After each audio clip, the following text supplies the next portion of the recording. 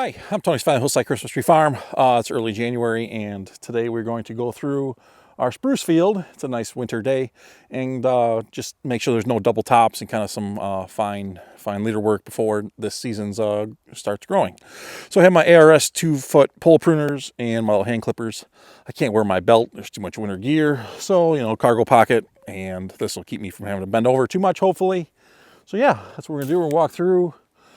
We have here our 2020, 21, 22, 23, and 24 spruce. So we'll kind of go through.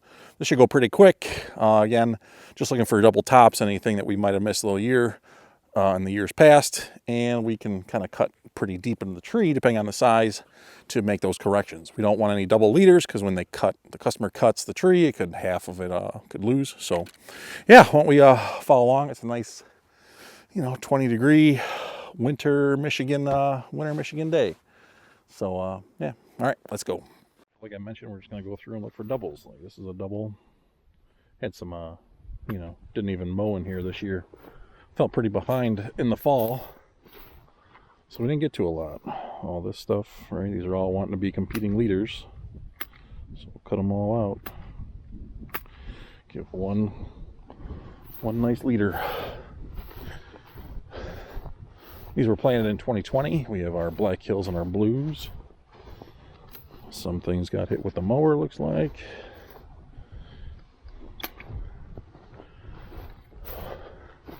This one here, maybe we should have cut last year, right? So we'll cut him out a little bit more. Give him a better distinct leader. See, we did some taping. That looks like it really did well. We'll nip these down a little bit. Doesn't need much at this stage. Just little guides, right? So these are trying to kind of take over. I guess maybe that's a little more fork pruning. And then next year they'll probably start getting the knife.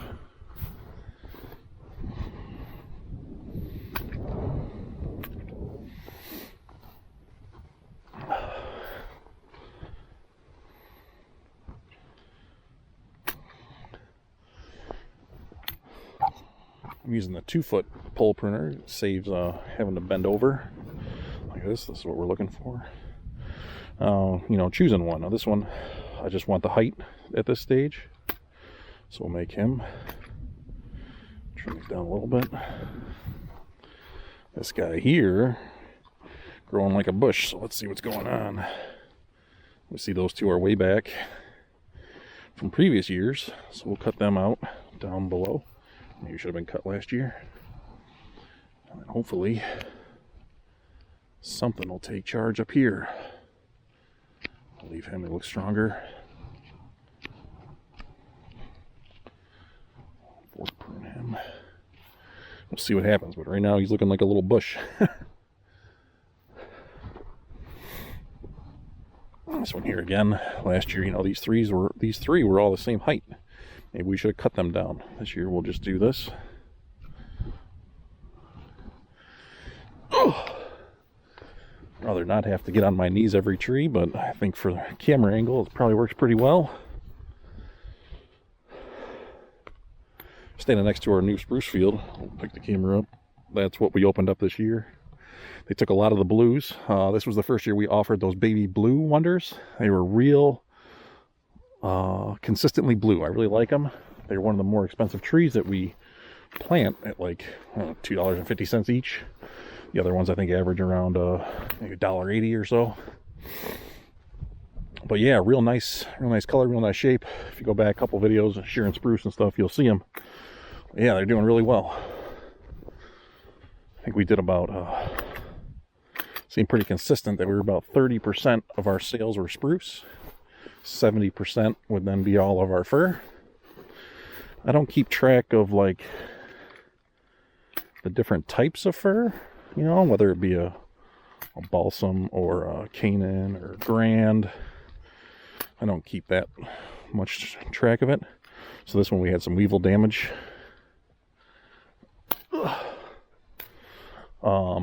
Last year, let's say in 23, you saw me cutting all the tops. You saw me doing a lot of work to stop the weevils. This year we got the traps out. There's some videos on that, and we sprayed when we saw them. So real good control, real happy with the results. Obviously nothing works 100%, but we definitely really had a great improvement this year.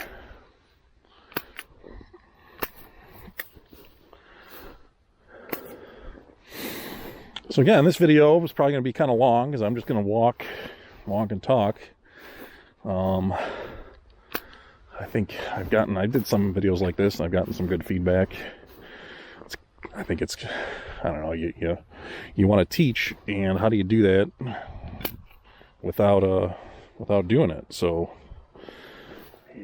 I don't want to spend hours searching through the little things that I find and cut them. So you can just listen to me chat about all the thoughts I have while I'm doing this.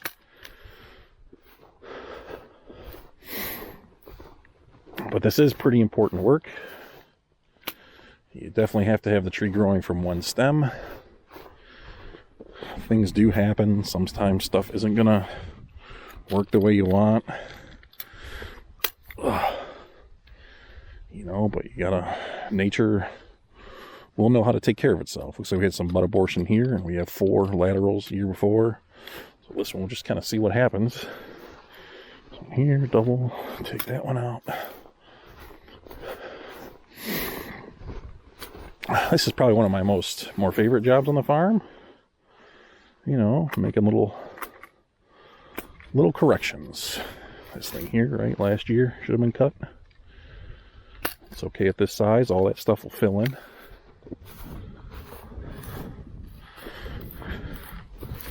Same thing here, looks like he maybe aborted last year, decided to grow this year. This one here too. Here, shooting up through.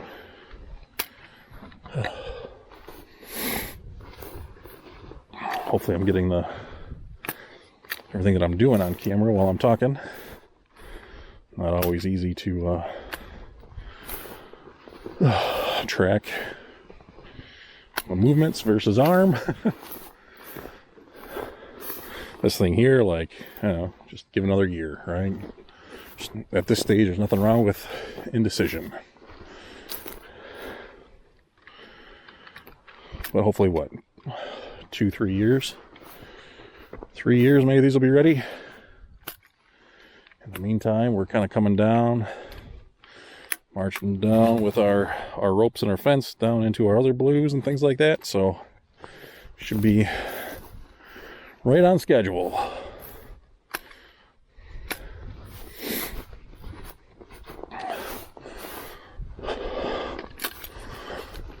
I don't know a little bit about our history.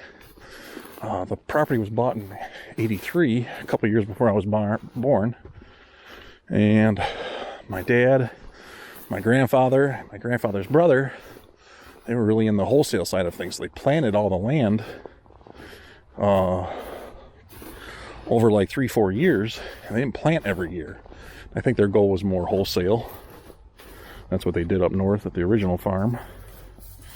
So they didn't plant every year.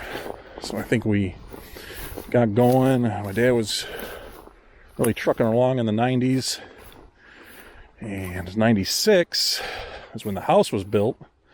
I think that was the last year we were open because didn't have any more trees to sell. Because, you know, they filled the land up. It was all Scotch pine at the time. Those things grow like weeds and bushes. And, you know, you only get a couple years harvest out of them. So, you know, they ran out of space. So, I think then we started over. At the time, in 97, we moved out here. Then, started replanting, 97.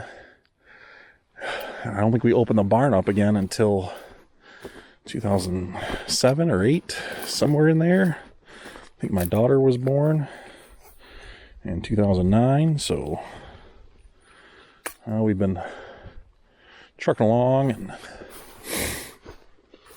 2020 is when we started executing kind of my plan and making the land a rotation. So this one here, I want to do a little bit of side stuff, right? We see he's getting some decent height. We got some long ones here.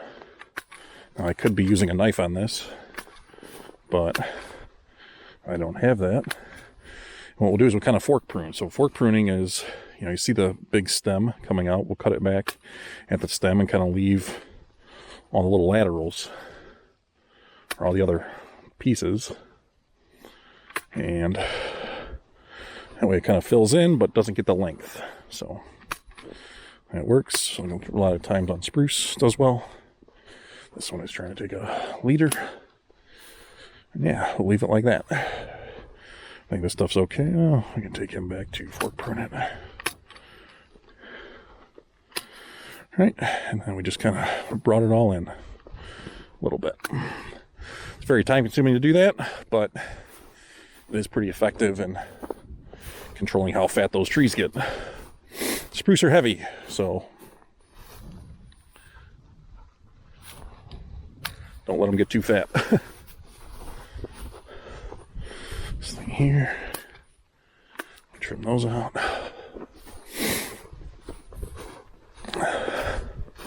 So in this field that I'm walking right now was our first year planting with the planter.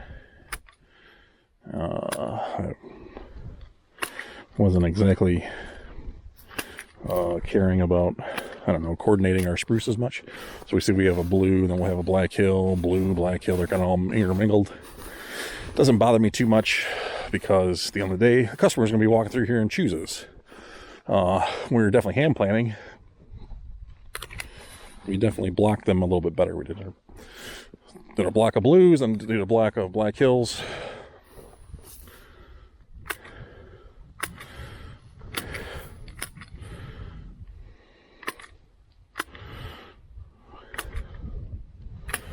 I'm not, like I said, with the spruce, I'm not too worried about it.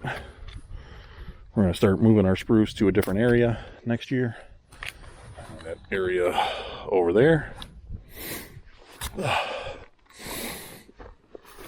Doing probably 400 a year, and that should be good. There's another one that I want to fork prune a bit. This is a black hill, so we'll take them in. All of the kind of the main shoots, bring it in overall, just because we're getting about as fat as we are tall. So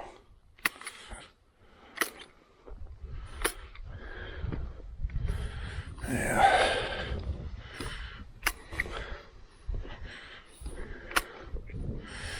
Just like that.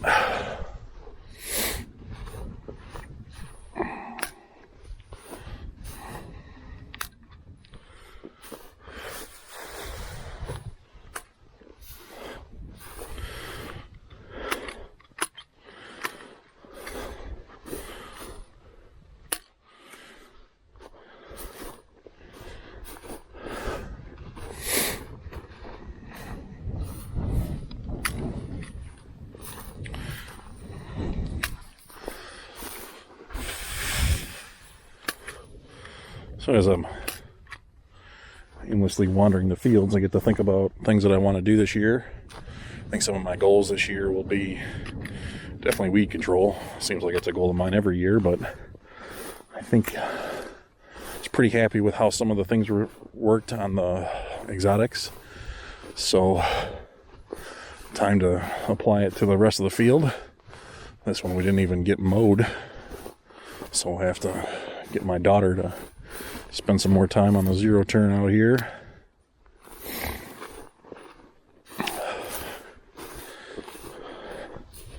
Another thing, I want to rearrange my retail space a little bit. Add some slat wall, I believe, to that area, that side of the wall. Gotta eventually figure out what to do with stumps. I was looking at some equipment. Looks like, you know, the best thing, most official piece of equipment is like a seppi. Thing will grind down 11 inches. But it's also like $30,000. I don't think we can swing that. See in the group that Ryan had good success with a stump grinder. I thought the stump grinders for 3 points were in parallel, like the drum was in line with the tractor, so you'd have to do a lot of swinging, but that doesn't seem to be the case. So we found one that we can rent, so we'll give that a whirl this year. I'm coming to the point where I'm going to have to do something with stumps. This one here will be fine. We should have a stick or something like that, but we don't, so we'll let that go.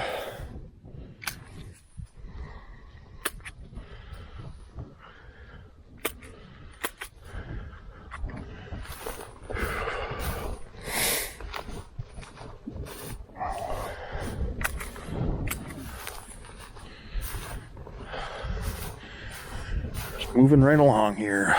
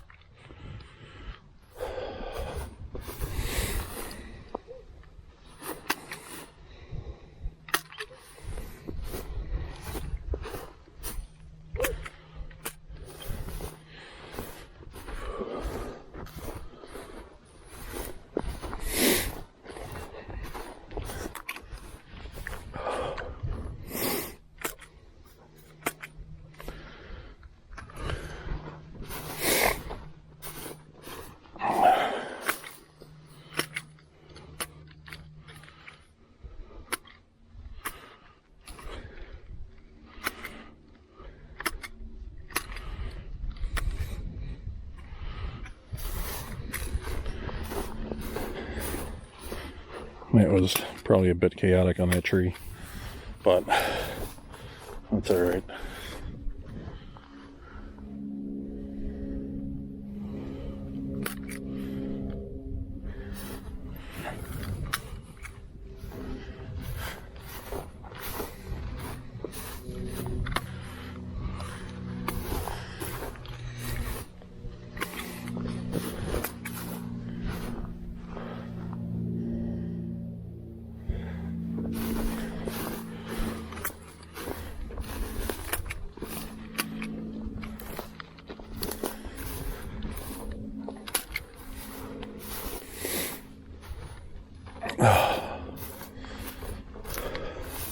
What else this year? I talked about moving the exotics to the center of the farm, away out of the wood line.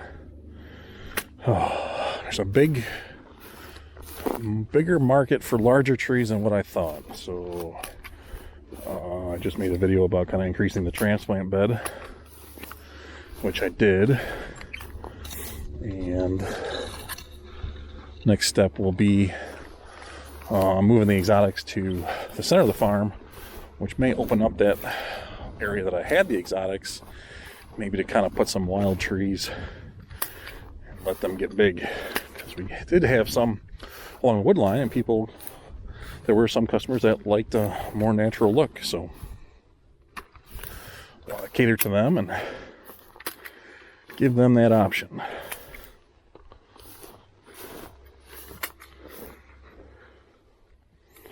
So there's some nice areas kind of in that exotic area that I had, but I could probably get away with that. So I'll prep that up this year, plant it in 26.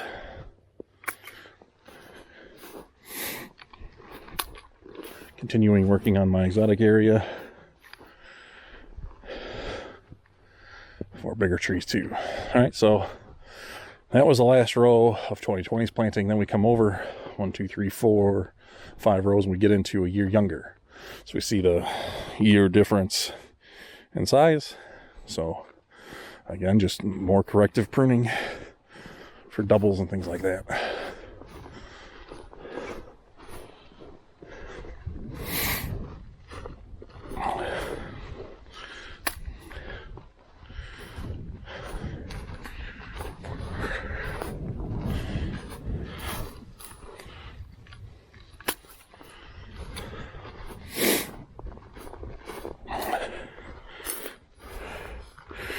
All right, like this is one way back. And while we're here, maybe we'll just do the bottoms. Clean up the butt.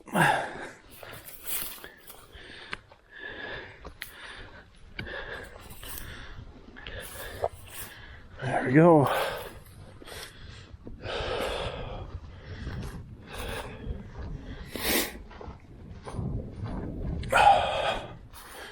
See, as we leave this stuff, it'll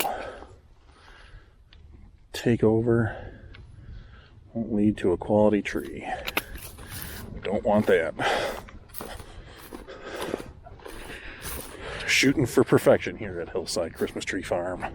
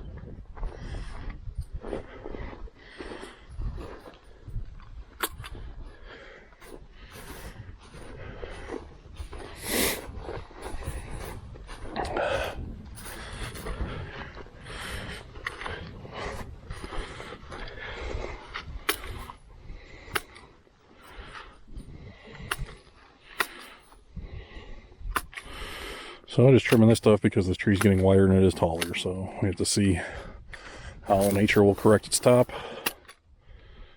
In the meantime, can't have a bush.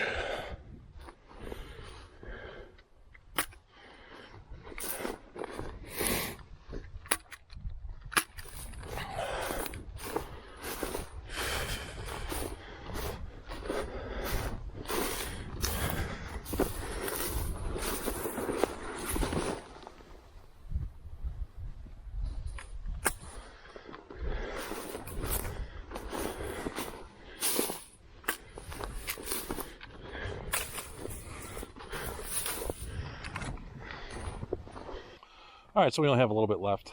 I kind of have the really small ones over here to do, one row back, but I think that does it for this video. Again, good time of year to do this work.